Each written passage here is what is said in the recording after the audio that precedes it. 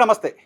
మొన్నటి సుప్రీంకోర్టు తీర్పు తర్వాత నిన్నటి నుంచి చాలా పెద్ద వార్త సోషల్ మీడియాలోను అలాగే ఆంధ్రప్రదేశ్, తెలంగాణకు సంబంధించిన ప్రధాన స్రవంతి మీడియాలోను చూస్తున్నాం. ఏంటంటే రామోజీరావు పైన కుట్రలన్నీ తేలిపోయాయి. రామోజీరావు కడిగిన ముత్యంలా బయటకొచ్చేశారు. రామోజీరావు పైన తప్పుడు ప్రచారం జరిగింది అని సుప్రీంకోర్టు తేల్చేసింది. రామోజీరావుకు క్లీన్ చిట్ ఇచ్చింది. ఈ వార్తలన్నీ చూసిన తర్వాత ఇదంతా నిజమా అనిపించింది. ఎందుకంటే మార్గదర్శి అక్రమాల అంశానికి సంబంధించి జర్నలిస్ట్ వైఎన్ఆర్ ఛానల్ ద్వారా గతంలో చాలా వీడియోస్ నేను చేశాను. హైకోర్టులో జరిగిన ప్రొసీడింగ్స్ సంబంధించి కావచ్చు, అంతకుముందు జరిగిన వ్యవహారాలకు సంబంధించి కావచ్చు, డీటెయిల్స్ అన్ని జర్నలిస్ట్ వైఎన్ఆర్ ఛానల్ ద్వారా మీ దృష్టికి తీసుకొచ్చాను.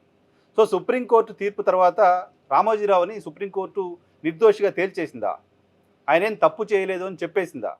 అది ఎలా అని చూస్తే సుప్రీంకోర్టు ఏం చెప్పింది, మన పత్రికలు మన మీడియా ఏం రాస్తుందో ఒకసారి మీ దృష్టికి తీసుకొచ్చే ప్రయత్నం చేస్తున్నాం.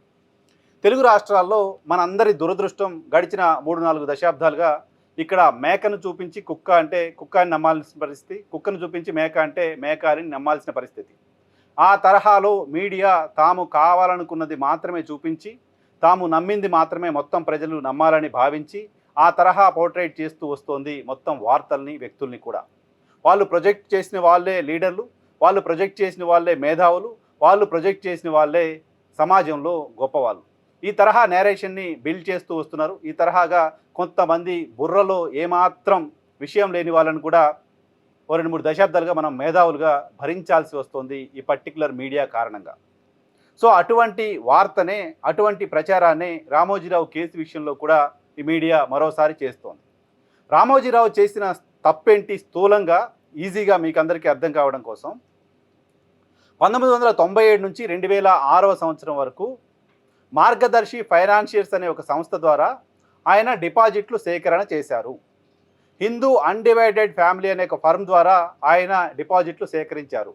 ఇది ఆర్బీఐ నిబంధనలకు విరుద్ధం. ఆర్బీఐ చట్టంలోని సెక్షన్ 45S ప్రకారం ఈ రకంగా డిపాజిట్లు సేకరణ చేయకూడదు.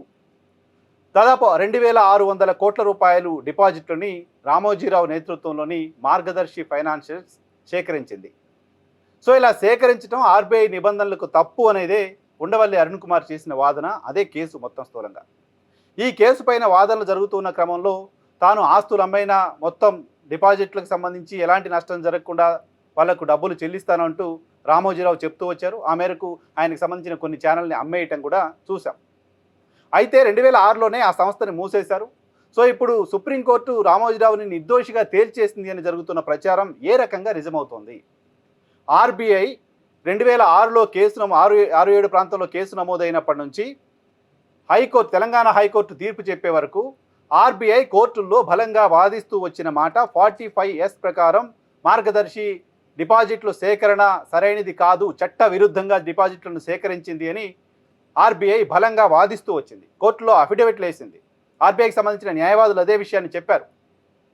ఆర్బీఐ చట్టం ప్రకారం సెక్షన్ 45S ప్రకారం డిపాజిట్లు సేకరణ తప్పు, ఇలా డిపాజిట్లు సేకరిస్తే సేకరించిన డిపాజిట్ల కంటే 2-3 అడిషనల్గా వాళ్ళకు ఫైన్ వేయాలి అంటూ చట్టం చెప్తోంది అంటూ హైకోర్టులో బలంగా ఆర్బీఐ వాదిస్తూ వచ్చింది. అలాంటి ఆర్బీఐ సుప్రీంకోర్టులో మాత్రం ఇటీవల ఆ కేసుని ఇక మేము ముగిస్తున్నాము అని చెప్పింది. ఇన్ని సంవత్సరాలుగా సెక్షన్ 45S ప్రకారం డిపాజిట్ల సేకరణ తప్పు అని చెప్తూ వచ్చిన ఆర్బీఐ సడన్గా సుప్రీంకోర్టులో ఎందుకు అలా చెప్పిందో ఎవరికీ అర్థం కాదు. సుప్రీంకోర్టులో ఆర్బీఐ అలా చెప్పినంత మాత్రాన సడన్గా ఆర్బీఐ చట్టాన్ని ఎవరైనా సవరణ చేశారా, మార్చేశారంటే లేదు. ఆర్బీఐ చట్టం అలాగే ఉంది, 45S సెక్షన్ అలాగే ఉంది, మార్గదర్శి ఫైనాన్షియల్ చేసిన అక్రమాలు అలాగే ఉన్నాయి.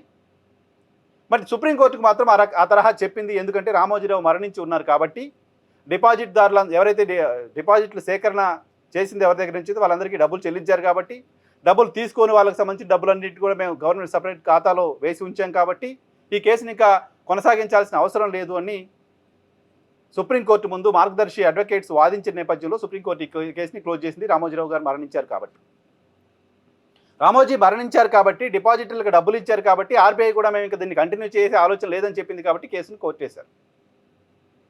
సో కేసును కొట్టేసినంత మాత్రాన మార్గదర్శి ఫైనాన్షియర్స్ తప్పు చేసినట్టు కాదా? నిబంధనలకు విరుద్ధంగా డిపాజిట్లు సేకరించినట్టు కాదా?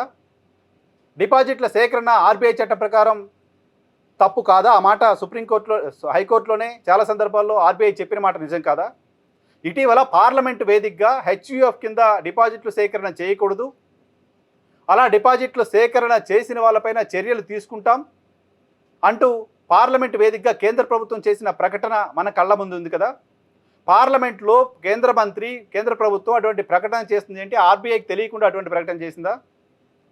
సో కేంద్ర ప్రభుత్వం చెప్తున్న దాని ప్రకారం, కేంద్ర ఆర్థిక శాఖ చెప్తున్న దాని ప్రకారం, ఆర్బీఐ నిబంధనల ప్రకారం మార్గదర్శి చేసింది తప్పు. టెక్నికల్ ఎవిడెన్సెస్తో ఆయన మరణించారు కాబట్టి, డిపాజిట్దారులకు డబ్బులు చెల్లించారు కాబట్టి ఇక మమ్మల్ని వదిలేయండి అంటూ కోర్టులో ప్రాధాయపడితే, కోర్టులో వాదించాల్సిన ఆర్బీఐ అస్త్ర సన్యాసం చేస్తే రామోజీరావు నిర్దోషి అయిపోతాడా? రామోజీరావు నిర్దోషి అయితే మార్గదర్శి ఫైనాన్షియర్స్ నుంచి ద్వారా మేము నిధుల సేకరణ చేసింది సరైనదేననే ఒక్క ప్రకటన ఈనాడు పత్రిక ఎందుకు చేయలేకపోతోంది? సరిగ్గా ఆర్బీఐ నిబంధనల ప్రకారమే డిపాజిట్లు సేకరణ చేసి ఉంటే ఎందుకు మార్గదర్శి ఫైనాన్షియర్స్ని క్లోజ్ చేయాల్సిన అవసరం వచ్చింది? ఎందుకు మార్గదర్శి ఫైనాన్షియర్స్ని క్లోజ్ చేశారు అనే అంశానికి సంబంధించి మా మార్గదర్శి కావచ్చు, ఈనాడు పత్రిక కావచ్చు ఒక ప్రకటన చేసే పరిస్థితి ఉందా? సో ఒక వ్యక్తి నిబంధనల ప్రకారం వ్యవహరించకుండా నిధులు సేకరణ చేయటం తప్పు. ఆ తర్వాత నిధులు అందరికీ ఇచ్చారా లేదా అది వేరే విషయం. నువ్వు ప్రొసీజర్, డిపాజిట్ల సేకరణకు సంబంధించిన ప్రొసీజర్ వైలేషన్ జరిగిందా లేదా అనేది కదా. ఆ వైలేషన్ జరగలేదనే మాట ఈనాడు పత్రిక ఎందుకు చెప్పలేకపోతుంది?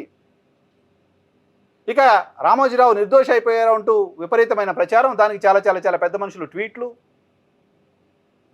మాజీ రాష్ట్రపతి వెంకయ్యనాయుడు ట్వీట్ చేస్తున్నారు, సుదీర్ఘకాలం పోరాటం చేసి ఆయన కడిగిన ముత్యంలో బయటకు వచ్చారని. ఏ రకంగా ఆయన కడిగిన ముత్యంలో బయటకు వచ్చినట్టు వెంకయ్యనాయుడు గారు? మీలాంటి వాళ్ళందరినీ జాతి నాయకులుగా ఈనాడు దశాబ్దాలుగా కీర్తించి ఓ పెద్ద నాయకులుగా ప్రొజెక్ట్ చేసింది. మీలాంటి వాళ్ళ వల్ల ఆంధ్రప్రదేశ్ రాష్ట్రానికి జరిగిన ప్రయోజనం ఏంటో, తెలంగాణ రాష్ట్రానికి ప్రయోజనం ఏంటో, రాష్ట్రాల ప్రయోజనం పక్కన పెడితే భారతీయ జనతా పార్టీకి జరిగిన ప్రయోజనం ఏంటో, భారతీయ జనతా పార్టీకి సంబంధించిన నాయకుల్ని మైక్ తీసి పక్క పిలిచి అడిగితే ప్రతి ఒక్కరు చెప్తారు. మీలాంటి వాళ్ళని కూడా జాతీయ నాయకులుగా ప్రొజెక్ట్ చేసింది కాబట్టి ఈనాడు రామోజీరావు. సో ఇప్పుడు ఆయన పైన కేసుని సుప్రీంకోర్టు కొట్టేసింది కాబట్టి క్లీన్ చిట్ ఇచ్చారు, కడిగిన ముత్యమని ఏ రకంగా మాట్లాడతారు? మీరు మేధావి అయితే, చాలా పెద్ద జాతీయ నాయకుడు అయితే ఏం జరిగిందో సుప్రీంకోర్టులో కనీస అవగాహన లేదా? ఆర్బీఐ నిబంధనలు ఏంటో కనీస అవగాహన మీకు ఉండాల్సిన అవసరం ఉంది కదా. ఆ కేసు ఏంటో కనీస అవగాహన మీకు ఉండాల్సిన అవసరం ఉంది కదా. మార్గదర్శి ఫైనాన్షియర్స్ తప్పు చేయలేదు, డిపాజిట్ల సేకరణ సక్రమమే, ఆర్బీఐ నిబంధనల ప్రకారమే జరిగింది. ఈ 3 మాటలు ఈనాడు రాయగలదా? ఈ 3 మాటల్ని మీరు చెప్పగలరా?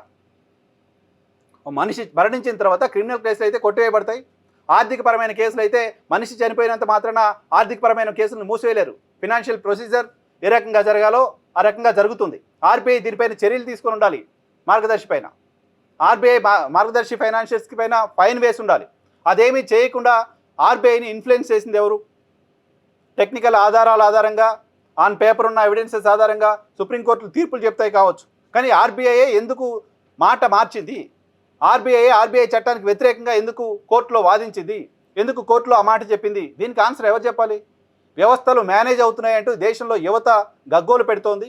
వ్యవస్థలు సరిగ్గా పనిచేయట్లేదు అంటూ దేశమంతా ఆగ్రహం వ్యక్తం చేస్తోంది. ఇటువంటి తరుణంలో ఆర్బీఐ లాంటి ఒక సంస్థ కూడా తన విశ్వసనీయతను కోల్పోయే తరహాలో కోర్టుల్లో ఈ తరహా మాటలు మాట్లాడడం దేశానికి ఏమాత్రం కూడా మంచిది కాదు.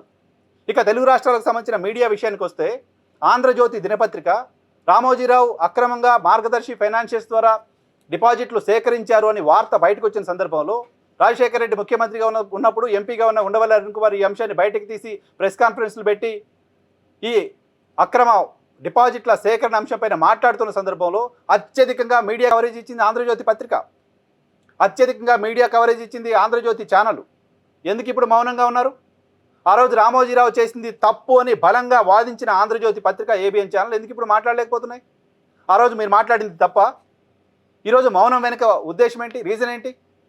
రామోజీరావుకి క్లీన్ చిట్ ఇచ్చారు, కడిగిన ముత్యంలో రామోజీరావు బయటకు వచ్చారని ఆంధ్రజ్యోతి పత్రిక రాయగలదా? అప్పుడు ఆంధ్రజ్యోతి పత్రిక గతంలో రోజుల తరబడి, నెలల తరబడి రామోజీరావుకు వ్యతిరేకంగా రాసిన వార్తలన్నీ అబద్ధమని ఇప్పుడు ఒప్పుకుంటుందా? కనీసం ఆంధ్రజ్యోతితో చెప్పించండి రామోజీరావుకి క్లీన్ చిట్ ఇవ్వడం సరైనదే, రామోజీరావు ఏ తప్పు చేయలేదని. దమ్ము గురించి, విశ్వసనీయత గురించి చాలా మాట్లాడతారు కదా.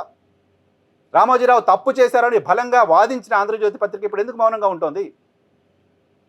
45S సెక్షన్ ప్రకారం డిపాజిట్ల సేకరణ తప్పు అనే విషయం ఆర్బీఐ చెప్తుంటే ఎందుకు వెంకయ్యనాయుడుకి అది కనపడట్లేదు?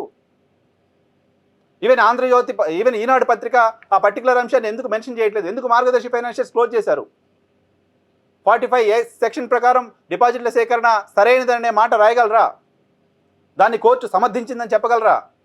ఇవన్నీ వదిలేసి మేము 3 దశాబ్దాలుగా మేము రాస్తున్నాం, మేము రాసిందే నమ్ముతారు అనే భ్రమల్లో సోషల్ మీడియా యుగంలో కూడా మీరు ఉండడం చూసి జాలేస్తోంది. మిమ్మల్ని చూస్తే పిటి అనుకోవడం తప్ప ఇంకేం చేయలేం. కాబట్టి మీరు చేస్తున్న తప్పులేంటో మీ పత్రికలు రాసింది చదివి మాత్రమే తెలుసుకునే పరిస్థితిలో ఆంధ్రప్రదేశ్, తెలంగాణ ప్రజలు లేరు, తెలుగు రాష్ట్రాలకు సంబంధించిన ప్రజలు లేరు. మీరు చేసిన తప్పులేంటో సోషల్ మీడియా ద్వారా, సుప్రీంకోర్టు తీర్పు ద్వారా, ఆర్బీఐ సెక్షన్స్ ద్వారా, ఆర్బీఐలో ఏముందో తెలుసుకున్న ప్రతి ఒక్కరికి అర్థమవుతోంది. మీరు తప్పు చేశారు, అడ్డంగా దొరికిపోయారు, ఆ తప్పును సరిదిద్దుకున్నారు. చనిపోయిన రామోజీరావు ప్రొపరేటర్గా ఉన్నారు, ఆ కేసుతో మాకు సంబంధం ఏంటి అని కూడా రామోజీరావు కుటుంబ సభ్యులు కోర్టులో వాదించారు. రామోజీరావుకి ఆయన జీవితంలో ఇంతకంటే అవమానం ఏముంటుంది? ఆయనకు సంబంధించిన ఆస్తులు, ఆయనకు సంబంధించిన ప్రాపర్టీసు, ఆయనకు సంబంధించిన లెగసీ అంతా మీకు కావాలనుకున్నారు. ఆయన ప్రొపరేటరీగా ఉన్న ఒక ఫార్మ్కి సంబంధించిన వైలేషన్స్తో మాకేంటి సంబంధం, ఆయన చనిపోయారు కాబట్టి మమ్మల్ని దీని నుంచి బయటికి తీసుకురండి అంటూ కోర్టులో వాదించారు. మీరు అంతకంటే అవమానం రామోజీరావుకి ఇంకేం ఉండదు. కాబట్టి మీరు చెప్పినవే నిజాలు, మీరు చెప్పినవే నమ్ముతారు అనే భ్రమల్లో నుంచి బయటికి రండి. సోషల్ మీడియా యుగంలో మీరేంటో, మీ మోసాలేంటో, మీరు రాస్తున్న తప్పుడు వార్తలేంటో ప్రజలకు అన్నీ అర్థమవుతున్నాయి.